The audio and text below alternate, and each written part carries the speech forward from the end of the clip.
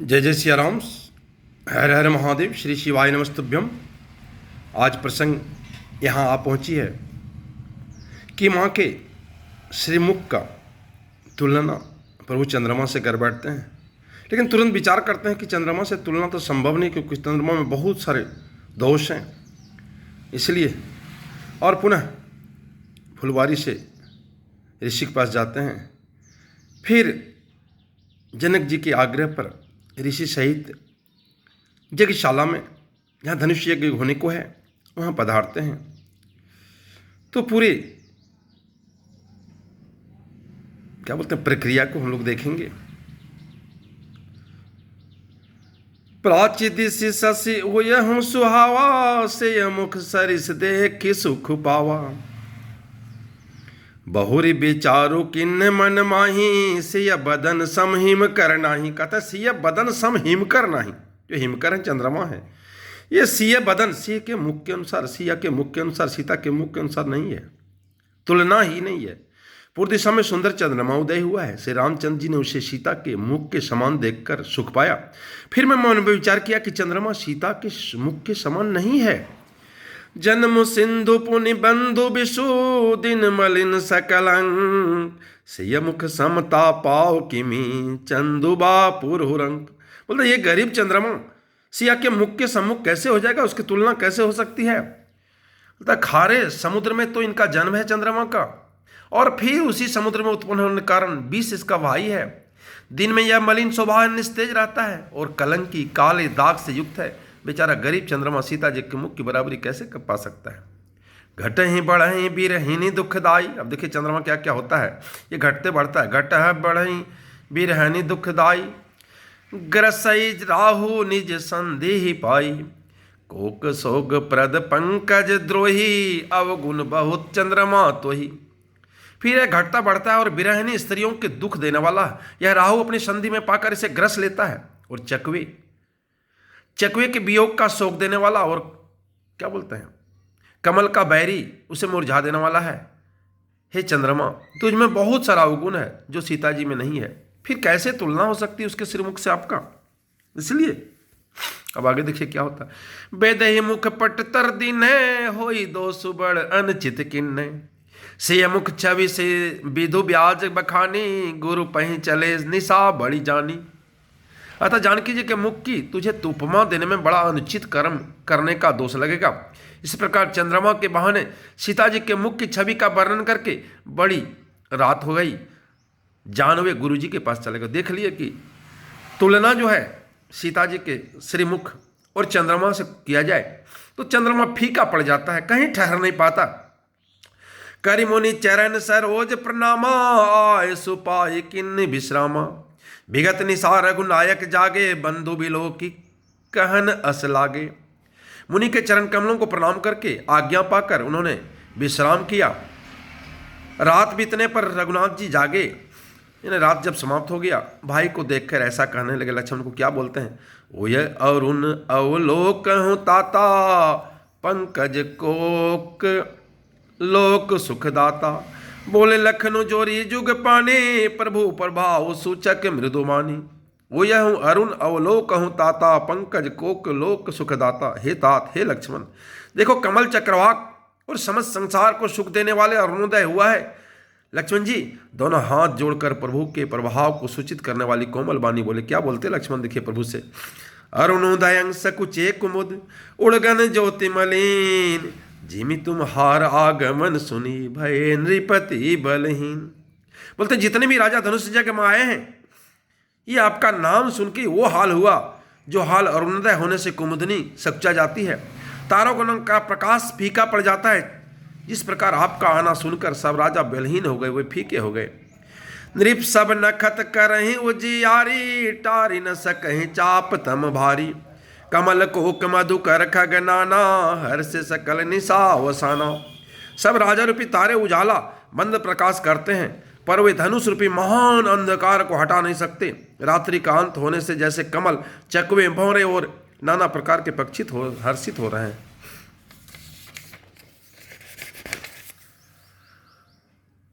ऐसे ही प्रभु सब भगत तुम्हारे, हो यहीं टूटे धनुष खुसुखारे।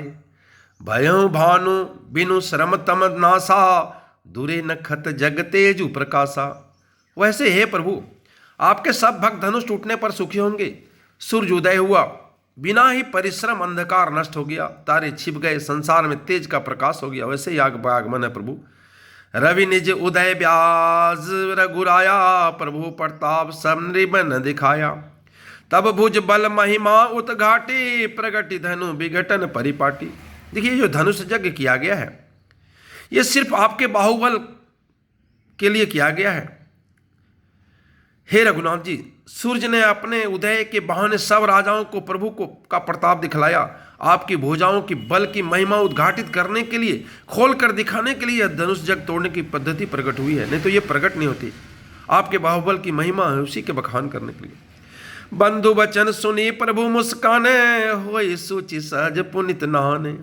नित्य क्रिया करी गुरु पही आए, चरण सरोज सुभग सिर नाए। भाई के वचन सुनकर प्रभु मुस्कुराए। फिर स्वभाव से ही पवित्र श्री राम जी ने सोच से निवृत्त होकर स्नान किया और नित्य कर्म करके हुए गुरु जी के पास आए। आकर उन्होंने गुरु जी के सुंदर चरण कमलों में सिर नवाया। सदानंद तब जनक बोलाए, कौशिक मुनि पहि तुरत पठाए। जनक बिनय तिन आई सुनाई, हर से बोली लिए दो भाई। सदानंद जो गुरु जी थे जनक जी के, तब जनक जी ने सदानंद जी को अपने गुरु जी को बुलाया और उन्हें तुरंत ही विश्वामित्र मुनि के पास भेजा। कौशिक मुनि पही तुरंत पठाए, जनक विनय तिन आई सुनाई। उन्होंने आकर सदानंद जी जनक जी की विनती सुनाई विश्वामित्र जी को। हर्षि बोले लिए देव भाई। विश्वामित्र ने हर्षित होकर दोनों भाइयों को बुलाया। सदानंद पद बंदी प्रभु, बैठे गुरु पाए जाई। चलहु तात मुनि कहे तब, पठवा जनक बुलाई। चलहु तात मुनि कहे तब, पठवा जनक बुलाई। सदानंद पद बंदी प्रभु, बैठे गुरु पहि जाई। चलहु तात मुनि कहे तब, पठवा जनक बुलाई। सदानंद जी के चरणों में वंदना करके प्रभु श्री रामचंद्र जी गुरु जी का पास जा बैठे। तब मुनि ने कहा, हे तात, चलो जनक जी बुला भेजा है, चलो हम लोग चलते हैं।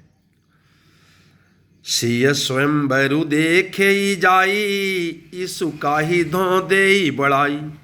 लखन कहा जस भाजनु सोई, नाथ कृपा तब जा पर होई।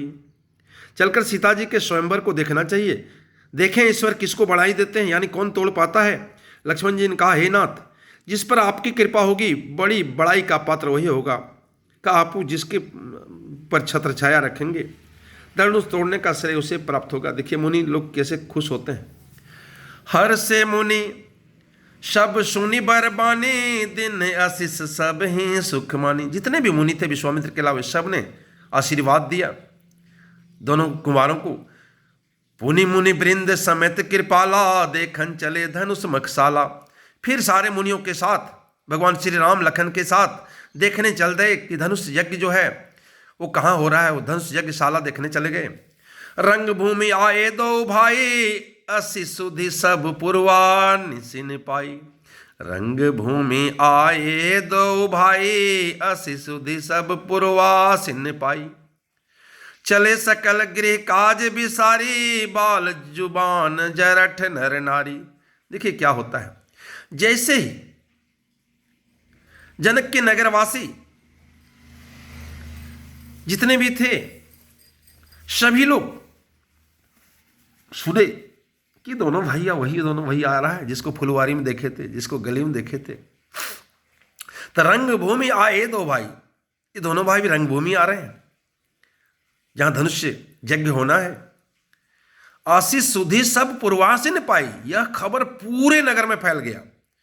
चले सकल गृह काज भी सारे लोग अपना काम धाम छोड़कर भागे, चलो रंगभूमि चलो, दोनों भाई आया है। बाल जुबान जरठ नर नारी, जिसमें बाल थे, जवान थे, बूढ़े थे, नर नारी थे, मैंने जितने भी थे, एक एक बंदे, एक एक आदमी, एक एक भक्तजन प्रभु के दर्शन के लिए आने लगे। देखी जनक भीड़ भे भारी, सुचि सेवक सब लिए हकारी। तुरत सकल लोगन पहि जाहू, आसन उचित देहु सब काहू। इतनी भीड़ होती, लेकिन प्रभु का खबर सुन के कि दोनों भैया आ रहे हैं। सारे एक पांव में ही दौड़ने लगे, पूरे ग्रामवासी, पूरे नगरवासी, जनकपुर के जितने थे। तो जनक जी ने देखा भारी भीड़ हो गई है, तो सबको व्यवस्था, बैठने की व्यवस्था किया उनको। कही मृदु बचन विनित तिन्ह, बेठारी नर नारी, उत्तम मध्यम निज लगो, निज निज थल अनुहारी। जहाँ जिनको स्थान बैठने का था सबको एकदम मीठे मीठे वचन कह के बैठाया गया। सज कुंवर तही अवसर आए, मनो मनोहरता तन छाए, गुण सागर नागर बर बीरा, सुंदर श्यामल गोर शरीरा। उसी समय राजकुमार राम और लक्ष्मण वहां आए। वे ऐसे सुंदर हैं मानो साक्षात मनोहारता ही उनके शरीर पर छा रही हो। सुंदर सांवला और गोरा उनका शरीर है। वे गुणों के समुद्र, चतुर और उत्तम वीर हैं। राज समाज बिरात रोजे, राज समाज बिराजत रोजे, उड़गन महु जनु जुग विधु पूरे, जिनके रही भावना जैसे, प्रभु मूर्ति तिन देखी तैसी। अरे जिनके रही भावना जैसी, प्रभु मूर्ति तिन देखी तैसी। वे राजाओं के समाज में ऐसे सुशोभित हो रहे थे मानो तारागणों के बीच दो पूर्ण चंद्र खिला हो। जिनकी जैसी भावना थी, प्रभु की मूर्ति उन्हें वैसी ही दिखाई दी। जिस प्रकार से सोच रहा था कि प्रभु ऐसे होंगे। देखिए आगे देखिए, देखें रूप महारन धीरा, मनहु वीर रसु धरे शरीरा, डरे कुटिल नृप प्रभु निहारी, मनहु भयानक मूर्ति भारी। महान रणधीर जो थे राजा लोग, श्री रामचंद्र जी के रूप को देखकर मानो स्वयं वीर रस धारण किए हों। कुटिल राजा प्रभु को देखकर डर गए, मानो बड़ी भयानक मूर्ति हो। जैसी जिसकी भावना रही, प्रभु उसी के रूप में इसको दिखाई दे रहे हैं।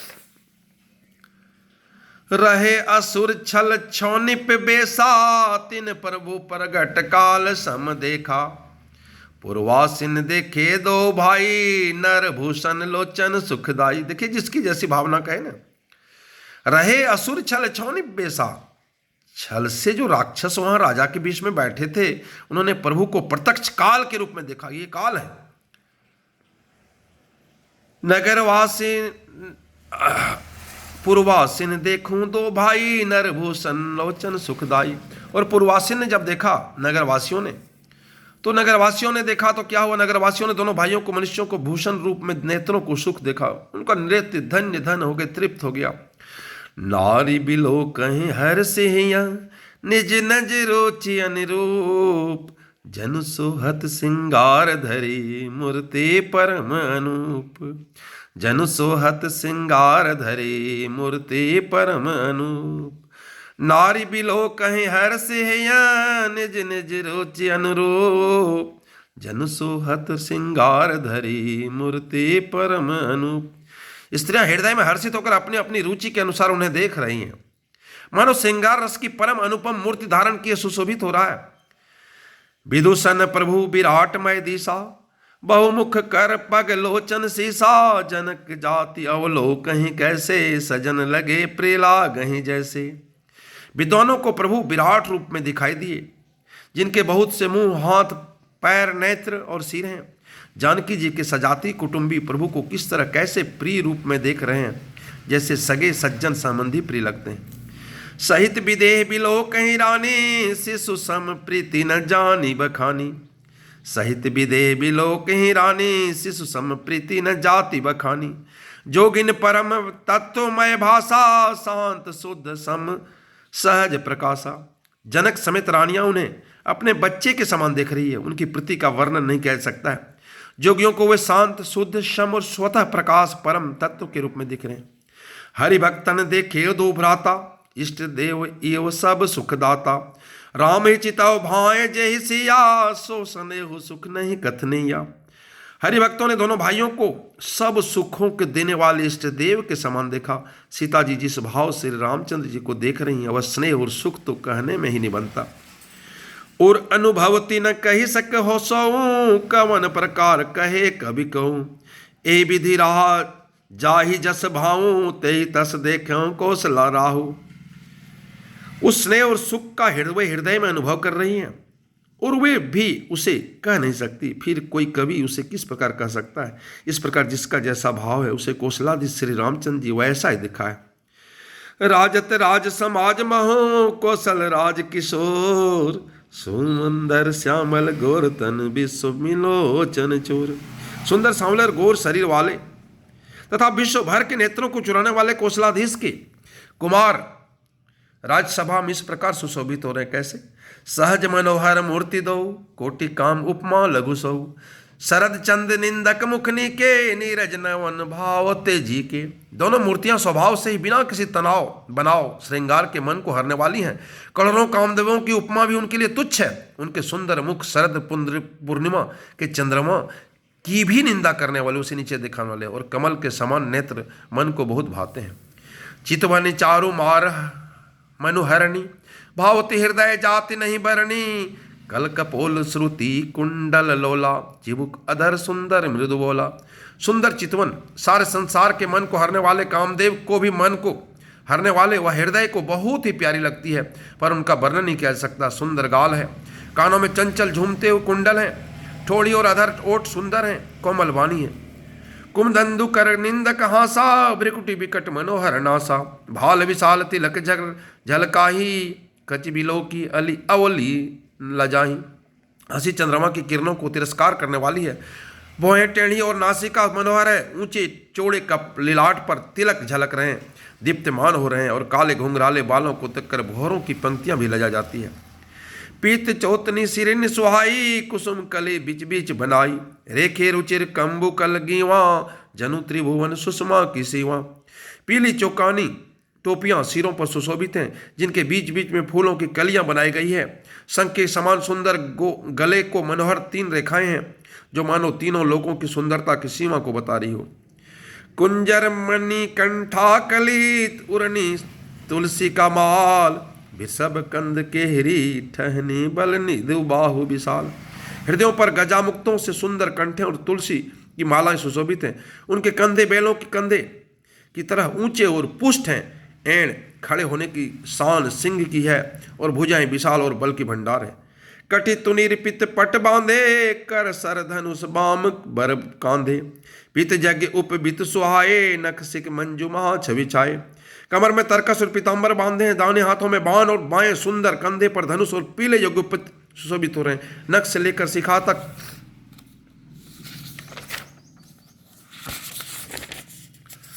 तक सब अंग सुंदर हैं, उन पर महान शोभा छाई हुई। देखी लोग सब भये सुखारे, एक टक लो चंचल तन तारे, हर से जन को देख दो भाई, मुनि पद कमल गहे तब जाई। उन्हें देखकर सब लोग सुखी हुए।